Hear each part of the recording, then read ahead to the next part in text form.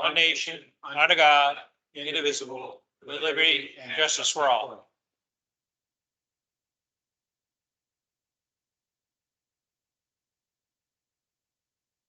Do we have any citizen statements or petitions? Anybody would like to be heard?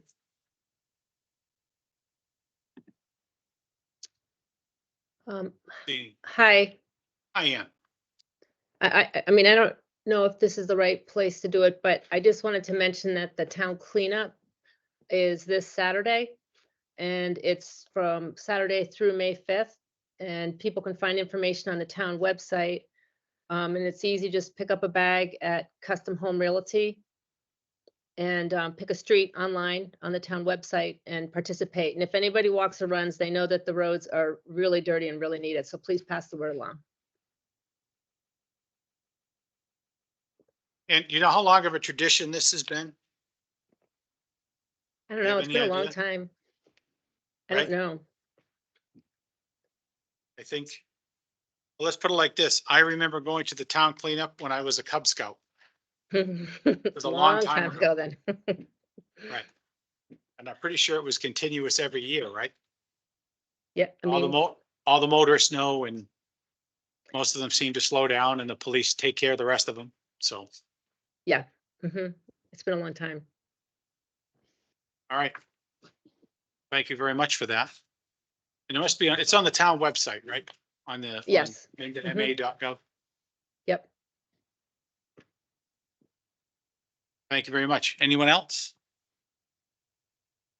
All right, hearing nobody, let's move on to correspondence.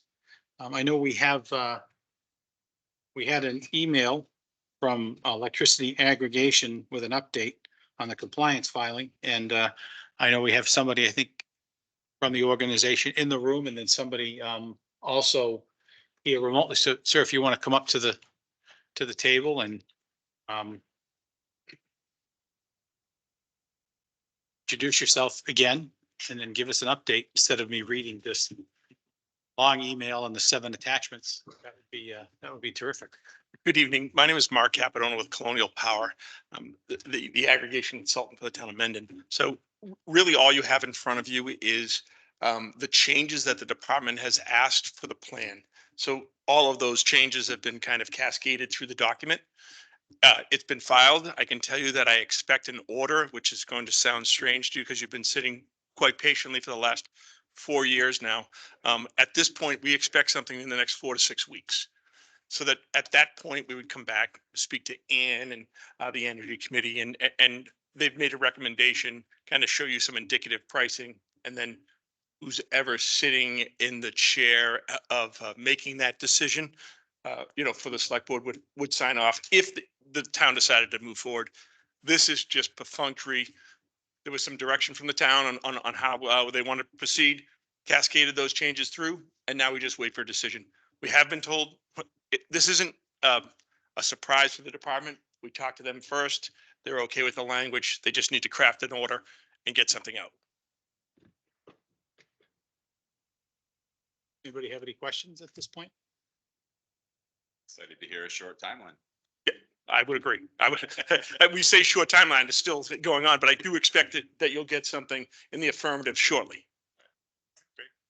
Thanks very much. Can I mention one? Absolutely. Whatever you'd like. Oh, I was just going to mention that the goal is that residents that are on National Grid would be defaulted to a plan that would be less expensive and have more green in it.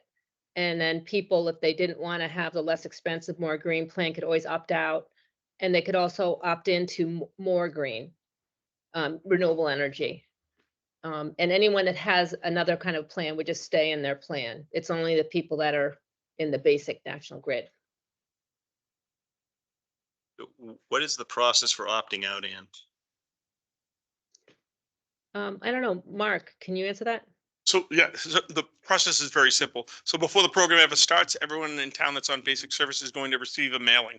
We'll probably have a few information sessions as well. If at any point in time you keep the card that comes, you just sign it, put it in the mail. It's already self-addressed, stamped envelope, and you're out of the program on your next meter read. You can call us on the phone, get out of the program. You can go online and opt out of the program. This is not a third-party supply. There's no fee or penalty. This is about choice that hasn't been, for whatever reason, hasn't been allowed by the department for the last 4 winters, but this will be a choice that people will have. The choice comes, again, it's an opt-out. If you do nothing, you'll be enrolled. So I just want to make sure I'm clear on that, right? It's an opt-out. So everyone that's on basic service will have a decision to make. They can make it, whenever they choose. And if they do decide to get out of the program, they can get back in without a fee or penalty. So it's really about a choice that you're bringing to the marketplace that doesn't currently exist. What about, Without a fee or penalty, that is absolutely correct. So those that are on an alternative plan, is it the same process? They would just have to opt in or? That's exactly correct. The only thing we'd caution is make sure on those contracts, there's no fee or penalty to leave your program. And then you always can come right in a phone call to us, or you can go online with your electricity bill. It takes about maybe 2 minutes with your bill to sign up for the program.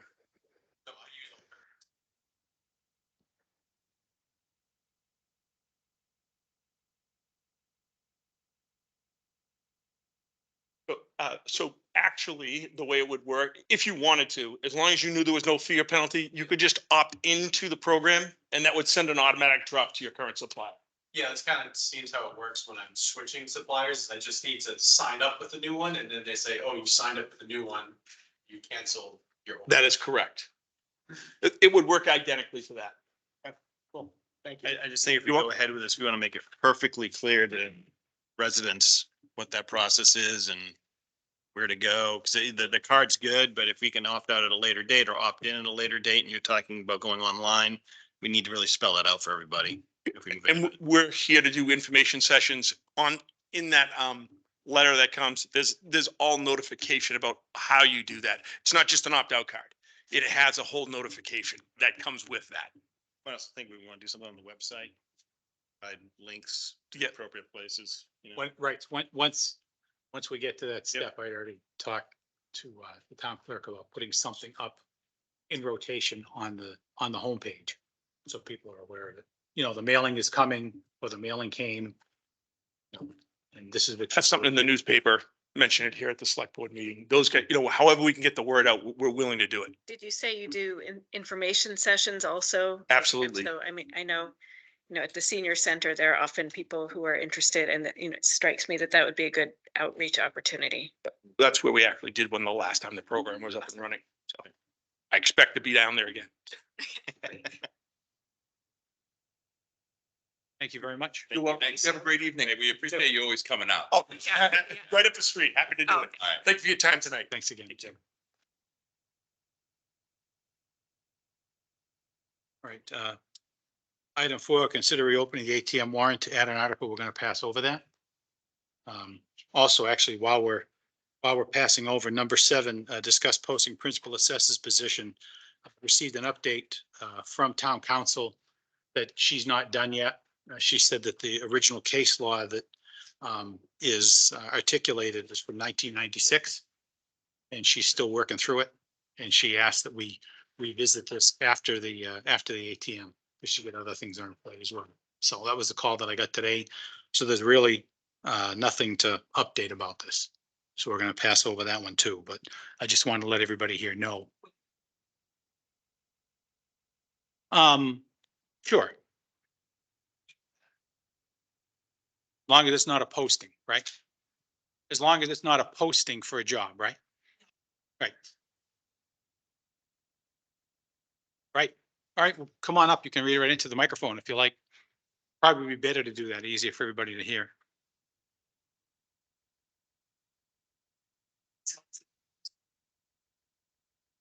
Morning from Jim Crowley, who's tax counsel. Did you pass this on to town council? No. Could you?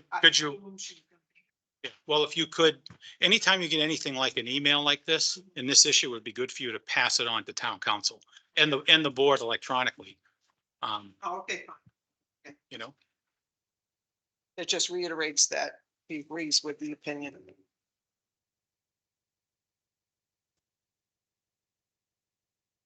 Good evening. This is just kind of for those of you who don't know, just kind of an informational thing, just so you can get a little bit of an idea of of what goes on in that office, so. Last week during, excuse me for reading this, but I just wanted to make sure I'm getting old and my thoughts don't always, stay where they belong, so. Last week during a discussion pertaining to replacing the principal assessor, certain statements were made that I'd like to clarify. It was stated that the position of principal assessor is that of an hourly non-department head position that reports to the Board of Assessors and Select Board. As discussed last week, the appointing authority for the position of the principal assessor lies exclusively with the Board of Assessors per Mass General Law, Chapter 41, Section 25A. The principal assessor is appointed to hold office for a period of 1 year. Therefore, the principal assessor is a public official who, along with the board, is required to pledge 2 oaths to the town. The Department of Revenue has determined that the position of assistant or principal assessor, same thing, we have different little names, is tantamount to an assessor. I currently hold 2 certifications and an accreditation in the field of Massachusetts assessing. The assessor's office is responsible for the generation of the total tax base for the town. They also perform all the duties associated with the office, including all of the many annual DOR filings for which only one is signed by the actual board. When the DOR needs to contact the Mendon Assessor's Office, they ask for the principal assessor, not the board. This is the same for other department heads, engineers, appraisers, E911, and of course the taxpayers, etc. The principal assessor negotiated with the software company to purchase the current assessing software, securing an excellent assessing software for a fraction of the normal cost. Principal assessor applied for and was awarded a grant to convert our mapping system to GIS. Principal assessor maintains the assessing and property ownership database, coordinates the mapping updates, converts engineered plans into assessing data, works with our consultant in the Department of Revenue on the annual data sales analysis, revision, and assessments of new growth. Principal assessor is responsible for the motor vehicle excise billing information. Over the last 30 years, this principal assessor has personally represented the town of Mendon before the Appellate Tax Board, defending Mendon's values approximately 22 times, being successful with 21 of those, with the loss of 1, with an appellant receiving only a fraction of what he requested, approximately $200. Mendon Assessor's Office receives a record low real estate tax abatement filing. This goes to the credibility of the office with the taxpayers. Principal assessor informs and educates the taxpayers via office visits, news articles, meetings, etc. The Mendon assessors have granted authority to the principal assessor to grant motor vehicle excise abatements and real estate tax exemptions. Principal assessor works with the board on real estate tax abatements. This is just some of the responsibilities of the position. The internet defines salaried as someone who receives a fixed amount of pay regardless of how many hours they work each week. This means a salaried employee is paid for 40 hours a week, even though they work fewer hours. Additionally, overtime pay of 1.5 is not offered.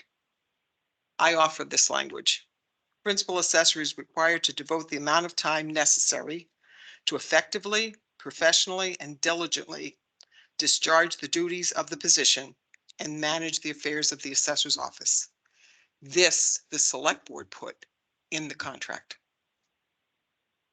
Several years ago, when the Collins Center salary survey was conducted, the results placed every position in Mendon on an hourly basis, including chiefs, town administrator, etc.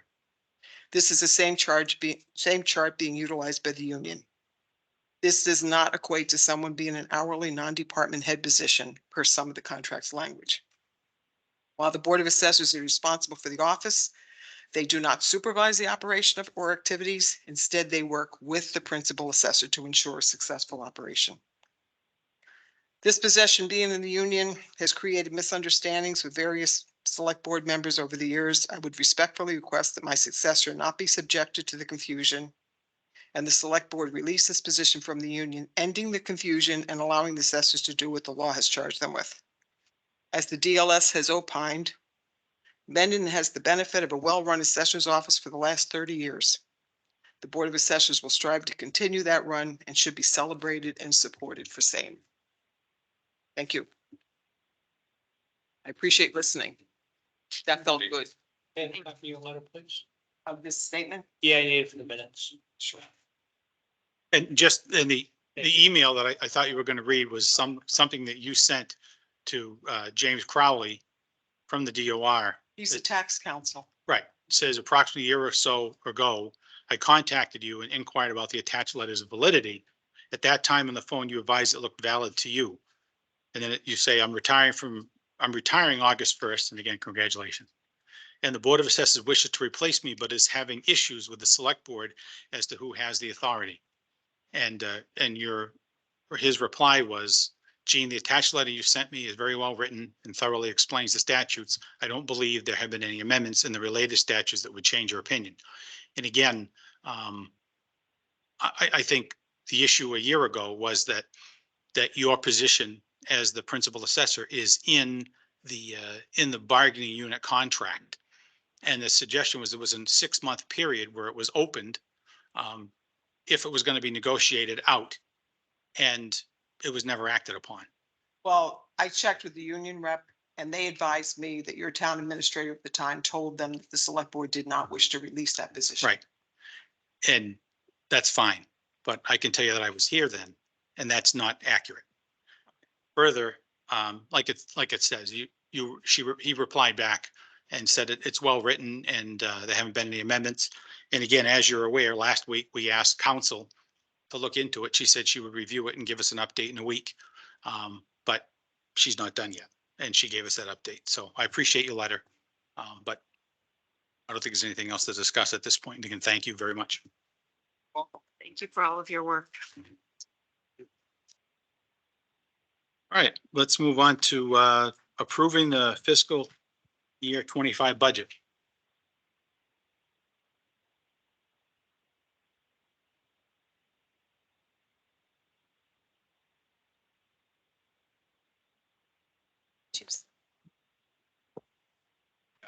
Plates, no nameplates. So, well, we were going to do this a few years ago, but the FinCom never approved the spending of the money for the. But Only what's worth. I actually don't think it was, I don't think it was the current, I think it was the previous chairs. I would concur. Yeah, we've got one of us, so, we'll be FinCom meeting at 6:48. So my first question is, do we have the budget request form? Is this all updated with the current numbers? Because I'm looking at it and just looking at the date. So this was done a few days ago and it's all up to date. That's great. Thank you. Okay, so I will share the document that we're pretty familiar with at this point.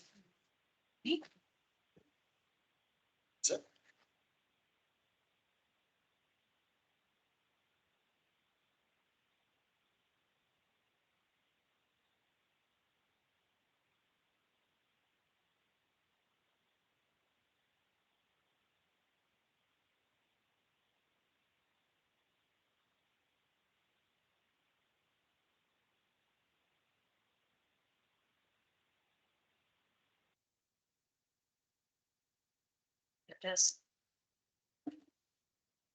Okay. So just a quick summary over the last couple of weeks. We are in our final iteration of this budget document. We started out with a list of things that were my recommendations initially with regards to bridging a gap and release. Someone leaving. It's okay. Okay, what am I that thing already? So we bridged the gap with the deficit that we started with and made a bunch of recommendations on what to do. We narrowed it down and narrowed it down and narrowed it down again. So really, this is a very quick update. We have the conservation agent position that you all had expressed that we wanted to include in the budget. The remaining cost to that position was going to cost $60,360. Essentially, the position entire cost is $87,100. But we had already baked in 26,800 into the budget, so this is just the difference between that would get us up to the full position. If we scroll down into how we made that happen, I'm gonna skip over the first one for now. The other four are things that we already talked about. So essentially eliminating funding to the capital improvement line. That line started out way back when at 50,000, we reduced it to 45, and then we took the full amount off, reduced it entirely. We can look to fund that, you know, in the fall, should we desire to do that, and really have some time under our belt with a capital improvement plan and make some decisions then. The second one is fire. As I mentioned last week, you know, reevaluating the cost benefit of outfitting a second ambulance. My recommendation is not to do that at this time. We have a new ambulance being delivered in October. And right now, you know, we have the operating rig and then the one that we'll get in October.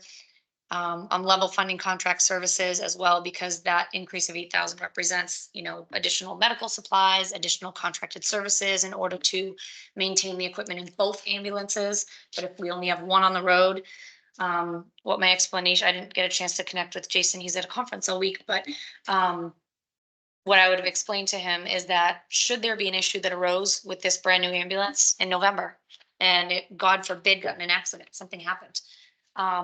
At that time, we can reevaluate what we want to do in that moment, right? So we can look at FinCom reserves, we can look at a variety of different funding options to be able to, if we've hung on to that old ambulance, you know, to get the state out here to inspect it, to do the service on the equipment, to stock it, to transfer supplies from one to the other. I think that's a reasonable approach. And I would prefer to not budget in our operating budget for a what if, and use the means and mechanisms that we have built into the budget for our what ifs and execute if necessary. So that's why that one has been removed temporarily.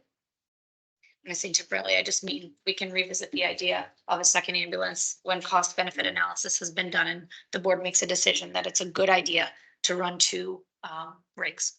Yeah, and just for my edification, I look at this, it sounds like it's not a no, it's a when.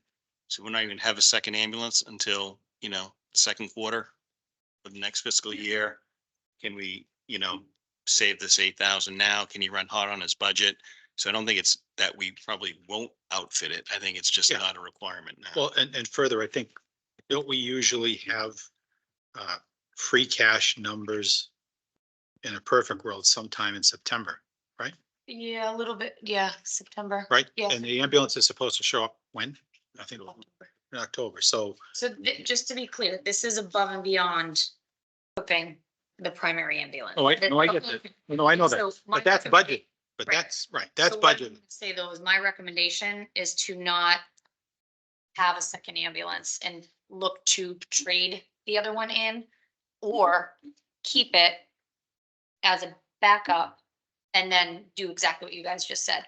If something were to happen, then we can outfit it at that time. If a need arose and we thought that there was a benefit to keep, you know, $100,000 piece of equipment on the lot as opposed to doing a trade. Well, Those are things we can talk about. that was previously discussed with, you know, with the fire department, and we'll revisit it again. But Sure. I mean, we're talking it from a financial standpoint. The difference is this $8,000. We're taking out of the budget. If we need to, we can find it. Because free cash will be certified in the fall. So this is terrific. Thanks. For now. Civil defense, again, the idea here was to not increase the operating budget to fund this, but instead leverage individual contract negotiations for the parties that are involved.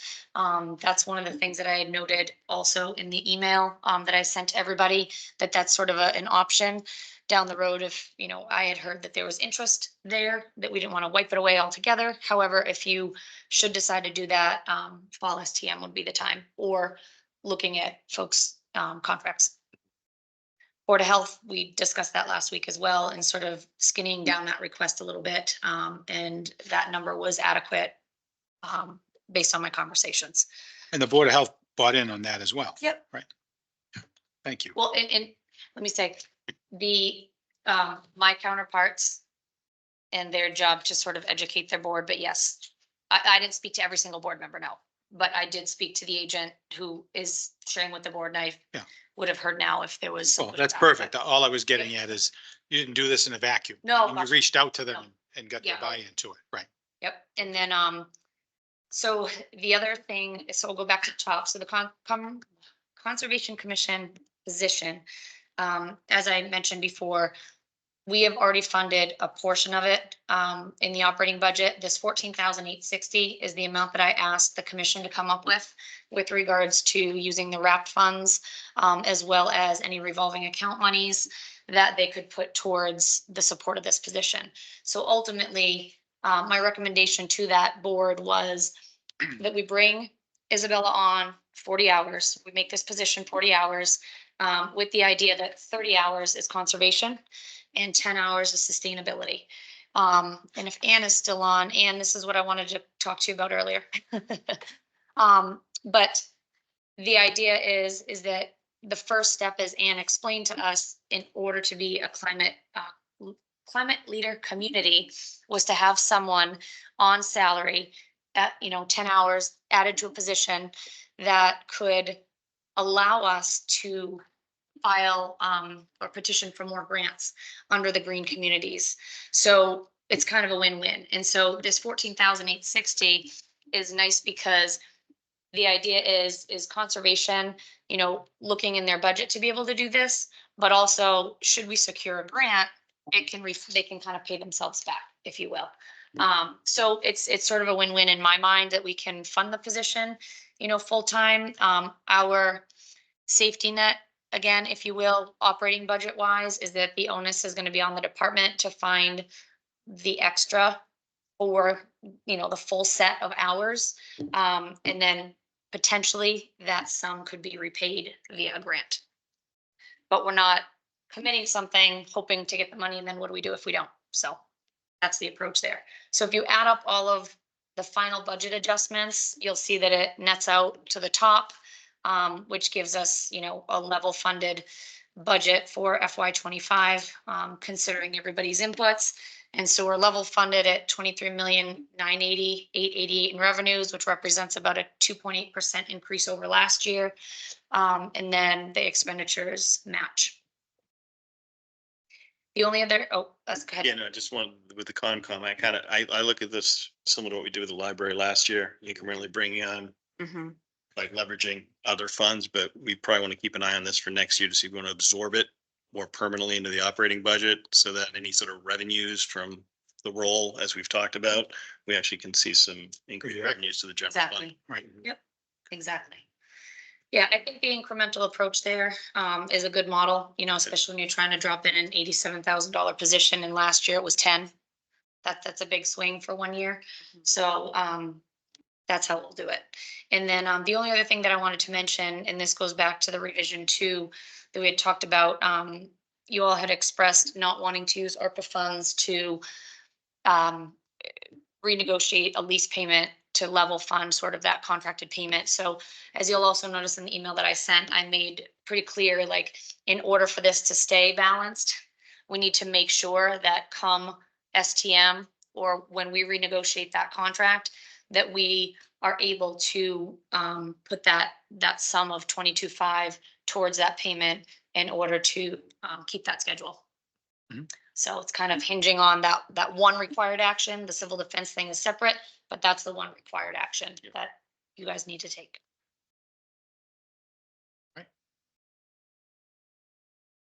So, sorry, that's, sorry, in the email, so it's a special town meeting, but fall of this year, right? Correct. Right, yeah, so Correct. fall of 2024. Yes, the anticipation on that lease is supposed to be ready around October of this year, which would be just the start of FY25. So that's when that would have to be done. So somewhere around, probably right in time for STM, we'd be able to make create an article with that amount to be supplemented and funded through free cash to make that. And if timing were an issue, does Jason have enough cushion in his budget to run hot to cover that a lease payment, and we can? That would only be an issue if we got it early. Right. So if we got it early, absolutely. I mean, and again, I don't want to speak for somebody else's budget, but I mean, that's a big. You're speaking to the town's budget. Yeah, the town, speaking to the town's budget, that would be able to be covered. Okay. And then, again, there's lots of worst case scenarios. We could do a FinCom transfer. I mean, there's different things, and then backfill FinCom at STM, using Mike's money. But there are definitely options to be flexible that we can cover should we need to. Well, yeah, Remember, it's actually, so if 22.5 is needed, I don't think I have it. no, but to the 23.40. So one of the things that, you know, when you think about FinCom reserves too, whether reserves in general, I mean, the previous interim TA said we should have a larger reserves. I agree with them.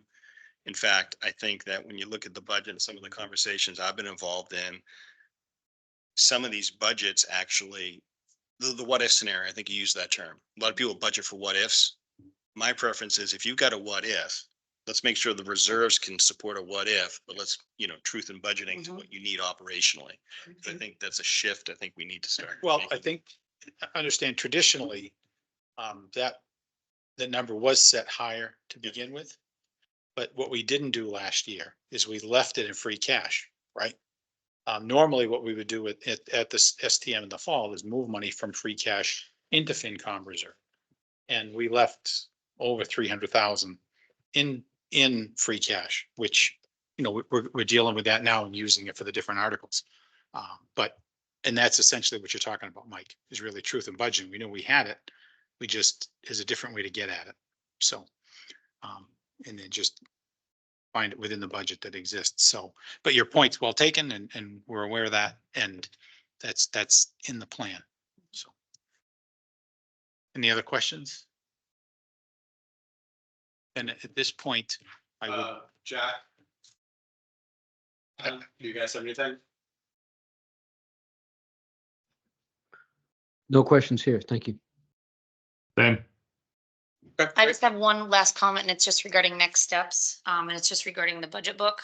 So we are, I told Laura that I would, you know, help with that, and I'm working with the accountants as well. So we have this budget loaded in Springbrook, and it's loaded with, you know, the multiple lanes of approvals and stages. So we start with a requested, it goes into a proposed, and that's my recommendation to you guys.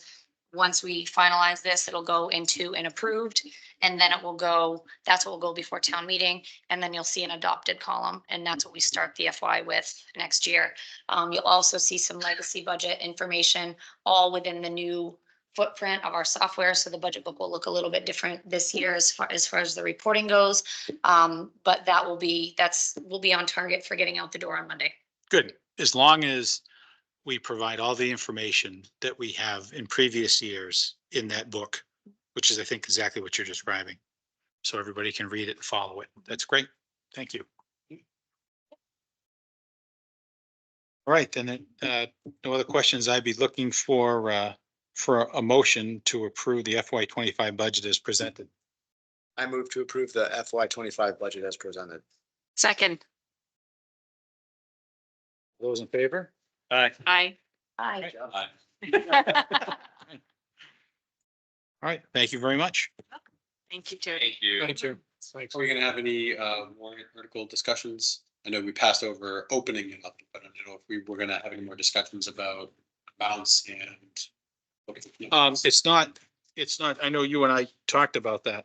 It's not on this agenda to go over it. We do have, I know, I talked to the town administrator, and they have it all set. I'll get it sent out so you can look at it, but we'll be voting on it next week. Will you be voting on the financial articles at your meeting next week? Yeah, so I had something on the books for the 23rd for us to do do the budget hearing. And I was planning for us to vote on our recommendations for the articles. Okay. At the budget hearing on the 23rd. So by the budget hearing, we will have approved the funding sources and amounts on all the articles. So you'll be able to make, vote on your recommendations for everything. Yeah. So that we'll actually be at town meeting with the recommendations in the can, along with the recommendation for the budget. And we're meeting to approve on the 24th. Yes. Your meeting. So, before. we're So, meeting yeah, at seven. No, we're gonna have a meeting. You're gonna need to have a meeting next week to approve that. Right, that's what. So after. Yeah, but now 23rd is Tuesday, right? Yeah. 23rd is Tuesday, 24th is So Wednesday. we're approving it after you approve it, I guess, Well, if you, unless we're gonna go to the 23rd meeting. Is that the only agenda item for the 24th? Right, could have an I, 8 to I, 8 p.m. that was gonna be my suggestion. Obviously, I missed that when we were going back and forth. So Yeah. there's one or two things. And your hearing is on the 23rd? Yeah. So, we probably should do, if it's just a one item agenda, should probably, post tomorrow for, Tuesday. well, no, I'm thinking, well, you can do one of two things. What time is your hearing posted for? I think I did 7. At 7. So you could post for 6:30 on Tuesday and just vote this one and just go through them. I'm gonna be, Before their hearing or? right. So in other words, you would approve Yeah, we would. approve the warrant. Approve it and then Approve they it. would. I see. Right, and Oh, again, okay. let's be clear, what you're approving is, the articles, we've already voted it all, that's all, what the articles are, but the ones, the money articles, I think it's a good idea to approve the funding sources and the amounts. Mhm. So you would vote at 6:30 for all of that, and then they would have the hearing at 7 on the budget, and then they would vote to recommend all of the. And these only be the select board articles we're talking about, of which. Right, There's only because- about 3 or 4 monetary articles from the board. Do, No, we need to vote, recommend. No, I'm just saying for our 6:30. But for this vote, Yeah, Right. it's just the select board related articles about funding sources and amounts. And you guys only have what, 3? Is it 3 I or think 4? it might be 4. I think there's 4. Yeah, I think. there's others. No, I know Yeah, that. It's I like just think 36. Yes. This won't be that so long. I'm already committed How's this to one? meetings at 6 o'clock. Sorry, the senior center Mm-hmm. expansion committee and the land use committee are both meeting at 6 to be in advance of the 7 o'clock hearing. But I can still, like, especially if I can hop in remotely. Yeah, you'll have to do that because I'm on Tuesday, I will be in San Diego. Okay, So so is it likely to be full remote? Or, well, the short answer is either one of the other 3 members can share it, or Yeah. one of us will do it remotely. okay, I was hoping one- that you could do the senior center expansion committee meeting. Oh, well, Because you're the alternate. Yeah. And I already said I would go, because the land use committee needs to vote on town meeting articles. So. If we've got 4 articles to vote on, this is gonna be like a 10-minute meeting. Mhm. right. So we could do this at 5, we could do it at 4, we could do it at, you know what I mean? We Yeah. could do it Right, on right. Tuesday, but we can do it at 6 or 5:30 remotely. And again, we do have, If it's full remote, I'm way more flexible. Yeah, we do have the amounts and it's all figured out now, but we're not posted to take a Right. vote. for it, 5:30 so. would be great. if we could- I could probably do 5:30.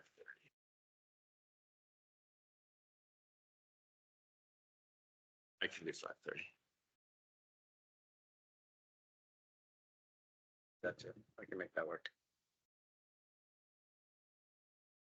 All right, 5:30 on the 23rd, full remote. yes, And just to be clear, we would not have a meeting on Wednesday. correct.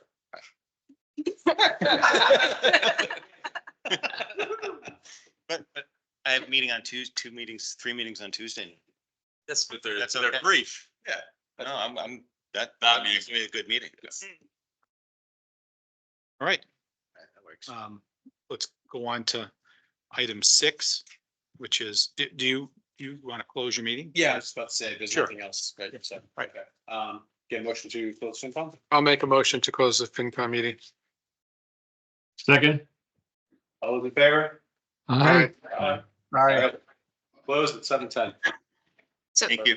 Thanks, Steve. Just double We check, will just make have sure I have- for the Tuesday meeting Oh, also, because I mean, it's- I know I want to attend We have to- the hearing. So, yes. okay, so we'll post for the 7 Yeah, o'clock. you make sure meeting that as that well. gets posted. 5:30 and 7. Yes, I know we're on there, but it doesn't say it. Thank you. yeah, we don't need, well, at 7 o'clock, is That's their the- budget. Right, well, that, I mean, I don't know if Yeah, We don't need idea. to be, we don't need to post. can but I mean, it's not a bad, right. Yeah. It's But I just- know sometimes we have posted when, Oh. just because there is a keep thinking chance of Wednesday. deliberation if multiple Yeah, but of us. Yeah. I don't know, is anyone There's- else planning on it? it's, our budget is voted, so there's not gonna be. Okay, okay. Yes or no to the posting at 7 o'clock? I'm unclear, help me. But why not, right? Just in case people, I mean, if, the whole, you got a form of the select board. Well, as long as, yeah, the only, you can post, but it's only, again, the only thing on the agenda is to attend I the understand. budget. Yeah. That's it. So there won't be any vote to be taken. Right. But it doesn't, you're right, it doesn't. but we might, I mean, we might talk about things. Things that, like, I thought if there was going to be a quorum, especially Right. at an attendance in a meeting, you Right. needed to post, right? Yes. Yeah. But you should, you can post, you should post, as long as there's no deliberation, you're not violating any rules. But to be safe, you're right, if everybody's going to attend, yeah. All right. Number 6, discuss firefighter appointments. That's principally, we're just circling back to a decision we made a while ago. But for the, really to explain this to Greg, if you may recall, when it comes to, the current police chief was traditionally known under Mass General Law as a weak chief, but we also have a bylaw that gives him additional authorities like the police chief has. But ultimately, this board, appoints all full-time employees. But the agreement was when it came to appointing call firefighters, that the fire chief could appoint them, and then it would be approved by the town administrator on our behalf. And just because of the current situation, and he's new to it, Greg asked to bring it back here just for us all, so everybody's on the same page still. And so I just wanted to kind of illuminate everybody to that. If, Especially me, thank you. well, right. But, all right, we've already talked about the principal assessor, so let's go on to an update on Providence Street. Do you want to start, Greg? And then I Sure. think John is here remotely. Sure, so I forwarded to the board a copy of the engineering proposal, which was originally submitted to the board back on February 6th. Then a revised version was sent out on April 4th. You should all have a copy of that. For the repairs to the deficient culvert on Providence Street. There's been considerable discussion about this in recent meetings. And so Time Bond Engineers has submitted a proposal to conduct an analysis, including the environmental permitting, and come back to the board with various alternatives for potential design improvements. That would include the replacement of the structure with similarly sized culverts or piping, consideration of a 4-sided precast structure. And then the third option would be an open bottom 3-sided structure. All of them constituting less than 20 feet in length. The proposal for a cost is $75,000. The intent is to complete all of the work and have deliverables completed and submitted to the board no later than October 2024. The reason why I'd like to bring it before the board is there was discussion about using ARPA funds to see this project through to completion. And in speaking with the highway survey, we thought it would be best to bring it before the board and get your sign off so that we can proceed with this project as soon as possible.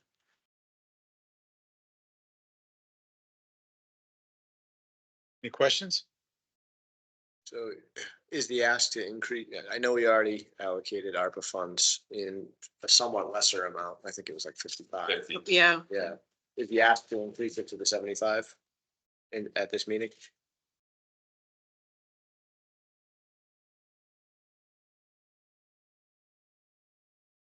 John? John Dudley, is he? He's there. Yeah, I mean, Hey, hi, how you doing, John? Good. So we had previously allocated 50K and now it's 70, Yeah, so the 50K would have been this study minus the hydraulic and the hydrologic portion. Going forward, we're gonna need to do that for the engineering purposes, so we've included that in the cost this time. Yeah, I thought we had 25 in the budget, so we weren't gonna slow this process down. If we need to supplement with ARPA funds, I'm okay with that, but I just want to make sure we move on this now. Yeah, I think Yeah, what we I- need to do is, well, the point is between what we've already allocated and what's in your budget, you can pay this.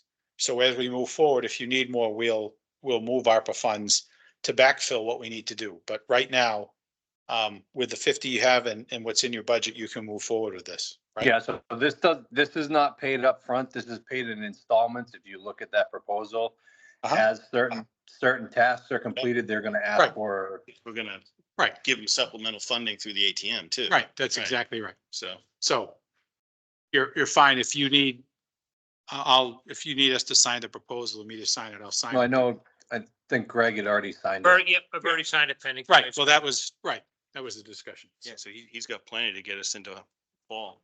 Right. Yep. All right. Anything else? That's fall before a final proposal of what to move forward with is provided. Yeah, he's got about 23,000 and spend just on analysis, and that takes us into October, and then Right. it continues, like site survey and things like that. And there's also still other requests churning out there. Right. So we've pretty much got 3 different ways to fund this if we need to, and we've got the monies available. But right now, between the 50 we already allocated and what he's got, we can move forward with this without allocating any more money at this point, so. So I have a quick question related to the proposal, like on page 9, where it has the timeline. Mhm. And I don't know if I'm misreading something, but it has the project management kickoff meeting in October. Right, so I questioned that as well, when I saw the proposal, and he said that he wants to do the kickoff meeting in the next 2 weeks, but he put that as October because of the project management part of that, because they're gonna manage this project through October. I see. So it's more of a range of dates for these things. So maybe we're talking actually April through October. Yeah, Okay. yeah. Okay. Thank you. You have anything else for us, John? Just that, my plan right now is to start this engineering, and then if this hopefully does not, but if it does, we will repair it until we cannot repair it anymore. And I'm also trying to set up a meeting with our state rep and our senator to have them come out and do a site visit and see what we're dealing with. And then hopefully they will be able to give us some suggestions or point us in the right direction and maybe be able to provide some help in this process. So were you able to reach out to him and get a hold of Brian, or? I have not yet. Okay, well, keep me posted. Yep. I'll let him know to expect your call. Yep. All right. All right, thank you very much, sir. No problem. Thanks, John. All right. Having nothing else, we're going to now move into executive session. I move to enter an executive session, purpose 6, to consider the purchase, exchange, lease, or value of real property, and purpose 2, to conduct strategy sessions with respect to collective bargaining. Firefighters Union, the board will adjourn in executive session. Roll call vote, Morale, aye. Brugos, aye. Butter die. Hooter, aye. Chanel, I. All right, good night, everybody.